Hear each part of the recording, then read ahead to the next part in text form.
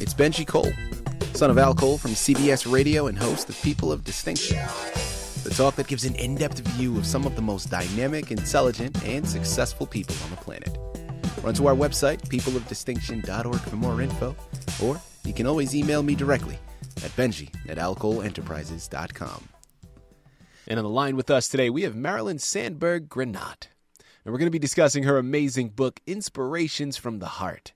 Now, it's available for purchase through Amazon as well as barnesandnoble.com, but people get this. Inspirations from the Heart is the anchor for today's interview, so that's really the main one we're going to focus on. But Marilyn has been a busy little bee, okay, and she's written some other books as well. One is called Persistence and Perseverance. The next is called Daddy's Girl, both of which have been written and also published, so head on over to Amazon, Barnes & Noble, and pick up all three of the books. You surely will not be disappointed. And I will say, Marilyn was brought to our network, People of Distinction, today by some of the best publishers in the business, Writers Branding Publishing. So if you or anyone you know have a book that they'd like moved, people, give yourself the best gift you could possibly give. Contact Writers Branding and have their wonderful team move it for you.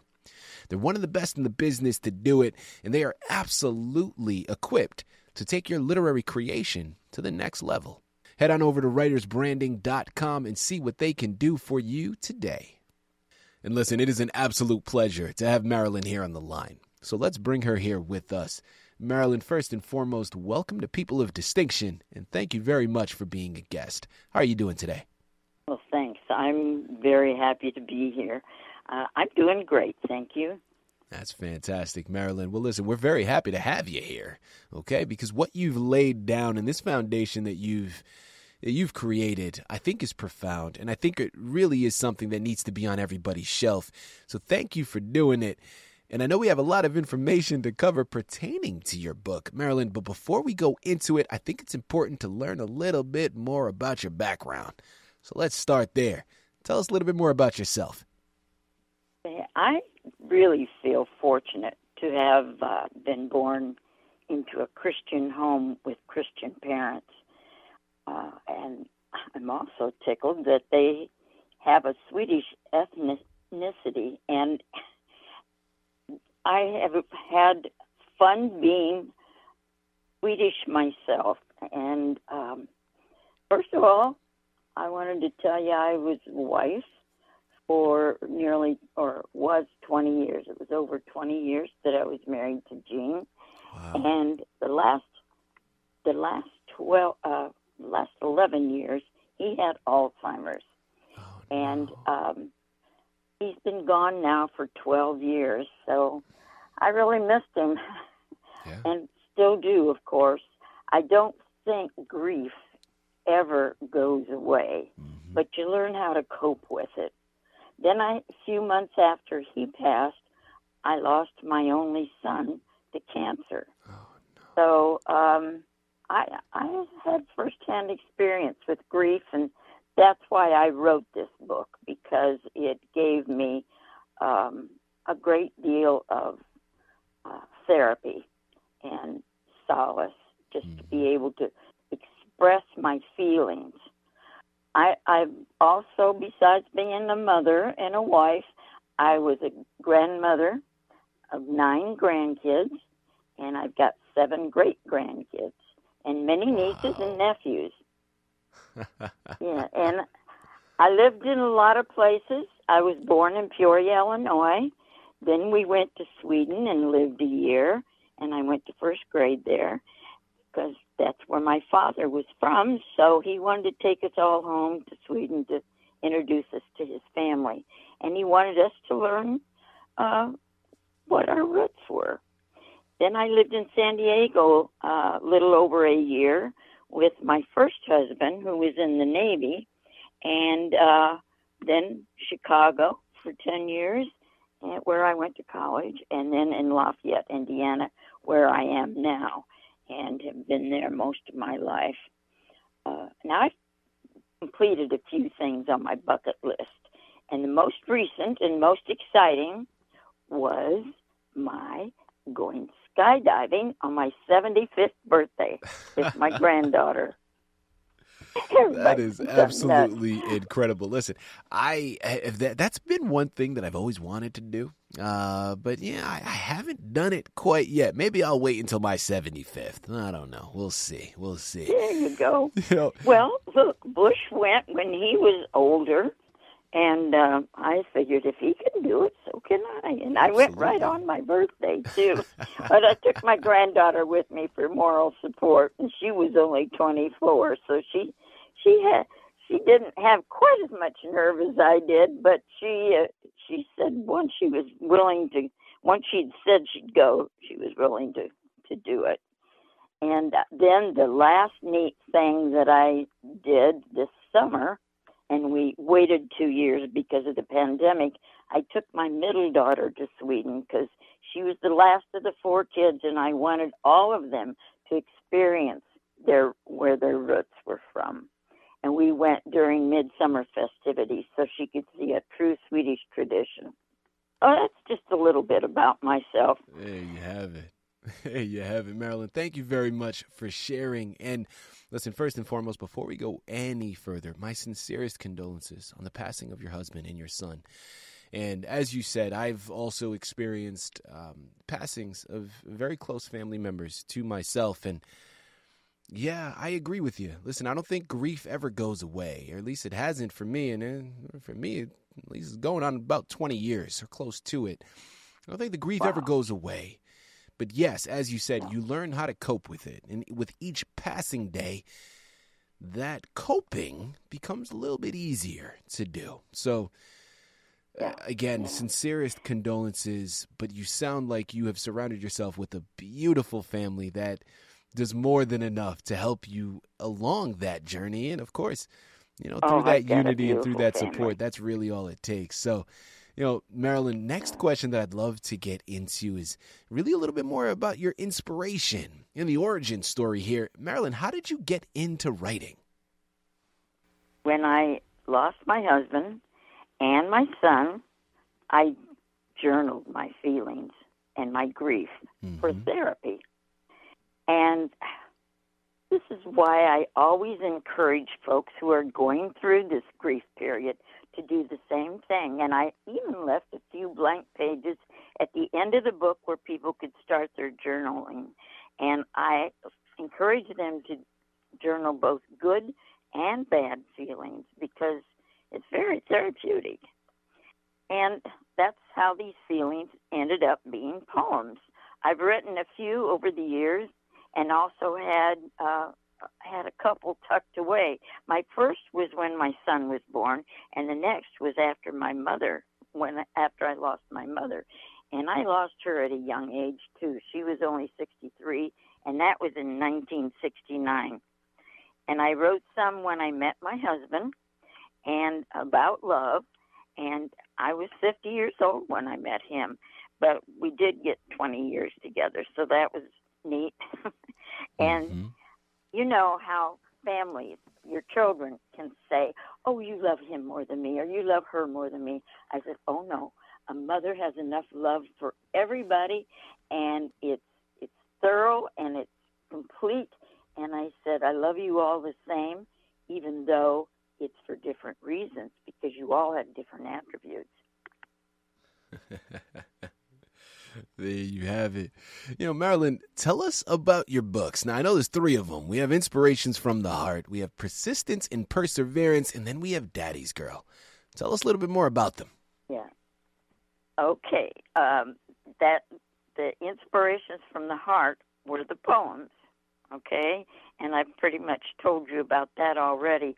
I started working I started a caregiving business after I lost my son and my husband because I thought that this would be a really good thing to do because once you start doing things for other people, it takes your mind off of your own problems, and it's a wonderful way to help people and to feel better about even yourself. And so I started taking care of a little boy when he was 10 months old, and And now he's 10 years old, and I'm still friends with the whole family. And the last two people that I took care of were two newborns that were a month apart, so it was like taking care of twins. And they just happened to be my great-granddaughters. I took care of them for about 11 months until they were a year old. They were such precious little sweethearts, and I had so much fun taking care of them. Anyway, they're now in daycare, so since they're a year old, I had one ALS patient that was really, really special to me, and I took care of her for about 6 months, and she's the one that their family took my last poem about my goodbyes to the world, the last poem in my book, and they used that on her funeral notice. I've taken care of cancer patients and dementia people, and they all became such great friends. Now, Perseverance and Persistence was my dad's biography, and it's he was a Swedish immigrant, and he came in 1926 from Sweden. And Daddy's Girl is the one I'm writing now. It's not quite complete yet, but it's getting close. It's been the hardest one to write because you know yourself better than anybody else. But the difference in this book is going to be that the last chapter is perspectives of other people. And I've never seen that done in an autobiography before, but I wanted people to be able to read other people's ideas of what they thought of me and experiences that we've had. So that's a little different from most autobiographies. Mm-hmm. You know, next question here, and, just to play devil's advocate a little bit here, Marilyn, we know that when it comes to this book, inspiration's from the heart. By no means is this the first poetry book that has ever been written, right? So when we're talking about that, why would you say that people should read your books? First of all, this was my therapy, as I told you, but it was also my legacy to leave my children. And I found that once people read it, they were very touched by the grieving and feeling pain, how this book helped them. Yeah. And I had a chaplain from a nursing home invite me in to speak at what she called her chaplain's chat one day, and the folks just loved it. So it was kind of neat to see that happen. So now when I have a friend that goes through a grieving period, I give them one of these books. And I also wrote a new poem on Thanksgiving Day called Grief, and I stick that extra poem, because it's not in the book, so I stick that extra poem in there. I just keep writing poems all the time if there's a situation, but most of all, I like to see if I can't stick some funny stories in there, too. And I've got quite a few funny stories about my dad in that book. But Mark Twain told us we're supposed to laugh, so absolutely, I'm just listening to him. There you go. There you go. Marilyn, following off of that, what would you say separates your book from others in its category? My book is really simple to read and understand. I don't have complicated duplicate meaning poems. I say directly, point blank, what I want to say, and folks don't have to wonder what I'm trying to get across. And I talk a lot about love and family and everyday happenings. Mm-hmm. And then what would you like your readers to experience when they purchase your book, and after they're done reading it, what would you like them to experience? I just want them to relax, enjoy the stories behind it, and discover a way to be thankful, blessed, and informed. And I have a verse that I go by all the time in my Bible, and I'm going to read it to you because it is something that I think we should all live by, and it is Philippians 4:6. Do not be anxious about anything, but in everything, by prayer and petition, with thanksgiving, present your request to God. And Philippians 4:11-13 tells us that we are to be grateful for every situation given to us because trials can educate and teach us valuable lessons to learn. I just felt like people need to enjoy life and be thankful for every situation that they have, Absolutely. even the bad ones, because we're supposed to learn from those. Absolutely. Right. You know, next question, Marilyn, as we start to close out of this fantastic interview, and again, thank you so much for everything that you've expressed so far. I think it's safe to assume the answer to this next question, Marilyn, but listen, you know what happens when you assume, so I'm not going to do that to you. I have you here on the line. I'm going to go directly to the source. Marilyn, what is the main message that you really want your readers to take from your book? Be happy, live for today, and love everyone because God will sort them out later. And this is meant to be a feel-good book. I love that.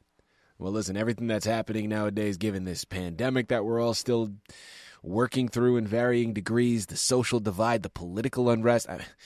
Listen, we can use a shot of happiness and a shot of joy at this moment. So thank you for that because this is perfectly timed. Last question here for you, Marilyn. What would you say was the most challenging part of your journey? Most of my inspirations came in the middle of the night, and I didn't get a lot of sleep.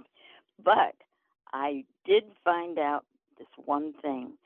I'd think that, well, I could wait till morning and write it down. That does not work. So I keep a pad and pencil next to me by my bedside table every night so that if I wake up with inspiration, I write it down right away. There you go. Immediately. That's the Otherwise, best way. it's gone forever. That's the best way, right? Again, because you never know when that Yeah. inspiration is going to hit you, and you want to be prepared for it the moment it comes. I love that. You know, Marilyn, we know that this is a book filled with wonderful poetry that you've written. Now, of course, we don't have enough time to go into one in totality. But listen, I would love to close out of this fantastic interview with at least hearing some of your poetry. So, Marilyn, if you have one readily available, myself, my listening audience, we are all ears. Well, I don't know if you've heard this before, but the brain has tangles in it, and that's what happens to an Alzheimer's person.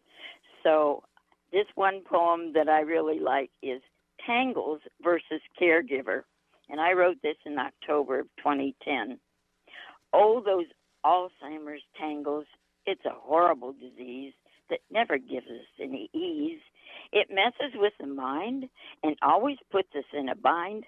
About the time we think we have it figured out, it gives us another bout. When the victim can't remember words, he makes new ones up and blurts.